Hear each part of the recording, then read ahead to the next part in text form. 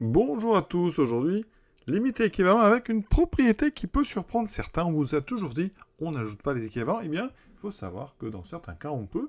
Un cas dans lequel on peut, c'est quand les quatre suites en présence sont des suites de réels strictement positives. Donc, je vais vous montrer que si on prend UN équivalent à VN en plus infini et WN équivalent à TN, eh bien dans ce cas-là, on peut faire la somme.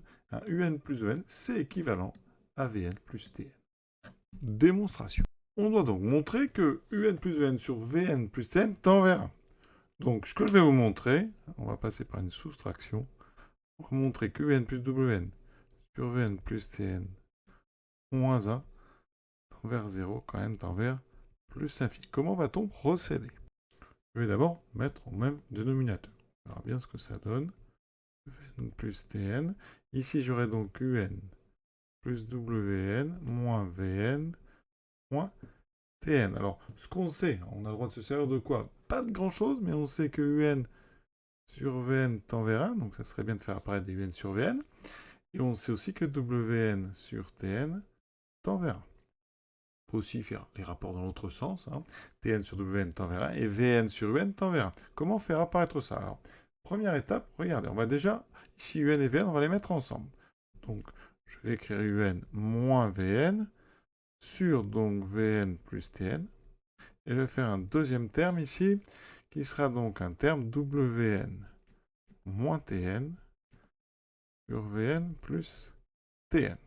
Maintenant, il va falloir réussir à se débarrasser du Tn dans le premier terme et du Vn dans le deuxième. Comment faire? Eh bien, on va mettre ici une valeur absolue. Donc voilà. On a ici la valeur absolue d'une somme, donc c'est inférieur à la somme des valeurs absolues. Donc ici, j'aurai Un moins Vn sur Vn plus Tn plus Wn moins Tn sur Vn plus Tn. Voilà. Et maintenant, chaque terme, on va le transformer un peu. Première étape, la valeur absolue d'un quotient, c'est le quotient des valeurs absolues. C'est là maintenant qu'on va utiliser vraiment le fait qu'on a des règles strictement positifs. Alors, Vn plus Tn, c'est une somme de deux nombres strictement positifs. C'est donc, ici, strictement plus grand que Vn. Et aussi, parce que je vais faire deux choses en même temps, strictement plus grand que Tn. Ils sont tous positifs, donc je peux mettre strictement positif. Je peux donc repasser à la valeur absolue, c'est-à-dire que la valeur absolue de Vn plus Tn est donc strictement plus grand que la valeur absolue de Vn. Et en même temps, la valeur absolue de Vn plus Tn est strictement plus grande que la valeur absolue de Tn. Alors, je n'aurai pas besoin de strictement, mais j'ai besoin de l'ordre ici. Maintenant, j'inverse. Alors ici, on n'oublie pas strictement positif pour pouvoir inverser. Quand j'utilise la fonction inverse donc sur R plus étoile, donc qui inverse l'ordre, ça veut dire que 1 sur Vn plus Tn est donc inférieur à 1 sur Vn. Et donc inférieur ou égal. Puisqu'ici je suis sur l'inférieur égal, la précision du strict n'est pas utile. Et on fait pareil pour l'autre. 1 sur Vn Tn, c'est le même. Il est aussi inférieur ou égal à 1 sur, j'oublie pas, les valeurs absolues, même si, comme j'ai des termes positifs, elles ne servent pas énormément. Donc maintenant, je reporte tout ça dans mon inégalité.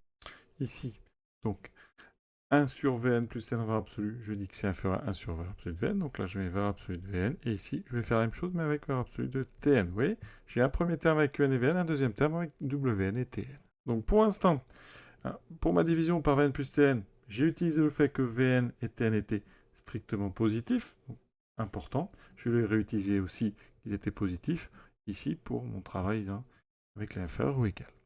Ensuite, quotient de valeur absolue, c'est la valeur absolue du quotient, donc je remets Un moins Vn sur Vn, plus Wn moins Tn sur Tn. Maintenant, eh bien, regardez, je fais apparaître deux quotients, Un sur Vn, moins Vn sur N, donc moins 1. Ça, c'est super. Et là, on a Vn, Wn moins Tn, moins 1. Regardez, on avait dit que ça tendait vers 1. Donc, on a ici la somme de deux termes qui tendent vers 0. Conclusion, ici, la somme tend donc vers 0 quand n tend vers plus l'infini. On a une valeur absolue ici, donc qui est inférieure à, ici, les termes d'une suite qui tend vers 0. Donc, ça veut dire que ce qu'il y a dans la valeur absolue tend vers 0.